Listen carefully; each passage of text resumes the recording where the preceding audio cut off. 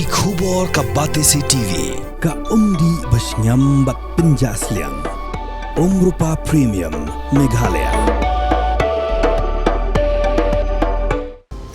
Kamukam College Shillong kakot admission haki degree but diploma course ban long chef hotelier but QA ban dep khap mania fila ban call haki niki number Uhinmen jangga Sonam Raghuvanshi Govind Raghuvanshi ulong magrukom trekam hangni kesuki palat Kebintak berdingkong ulong bahadin belalap ya kemet Raja Raghuvanshi bad hadin beladak bende ke postmortem hadut mentaru ki bahayeng kimbat yo ik report ke postmortem ka provisional report ru kim yo ka final report ru kim yo ulong ba umtip shu sakat no kan shimpor pen penmi ya ke report ke postmortem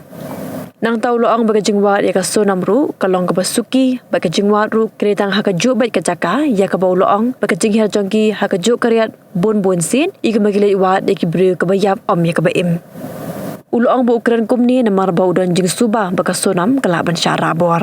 Shushu ulapan pau ke jing sngau bamhun namar ka jingwat ya kini ka ditang kumba ar nilai kenta ha ka shisngi bat kapor ka syat ka namar bala syuat haju bat kim bersang banwat cawai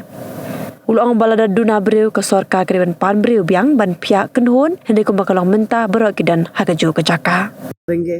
या कुछ बोला था आपको? अभी बोला है कि सर्चिंग हमारा चालू है हम कब तक चालू रहेगा? नहीं, ये सर्चिंग तो अभी ऐसा कोई टाइम पीरियड हमें बताया नहीं गया है। सर्चिंग चालू रहेगा, बोल रहे हैं कि सर्चिंग हम कर रहे हैं और हम और भी जगह पे सर्चिंग करेंगे जिससे कि कुछ क्लू मिल जाए। अभी तक इनको सोनम का कोई क्लू नहीं मिल पाया है।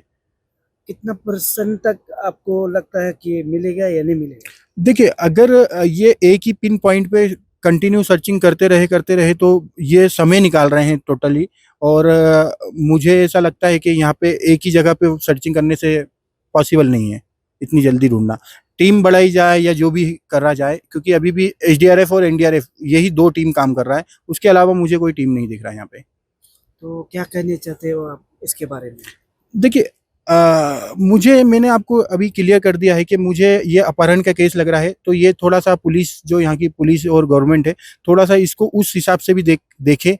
कि जिससे ये अपहरण केस हो तो उस पर जल्द से जल्द कार्रवाई करी जाए और राजा रघुवंशी की जो डेड बॉडी मिली है उस पर सीबीआई जांच बिठाई जाए। अभी आज 3 दिन हो गए लगभग, अभी तक पीएम पोस्टमार्टम रिपोर्ट का हमें अंदाज़ा नहीं है कि कब तक आता है और अभी ना तो हमें प्रोविजनल पोस्टमार्टम रिपोर्ट मिला है, ना तो जो भी फाइनल रिपोर्ट आता है वो भी नहीं मिल पाया अभी तक।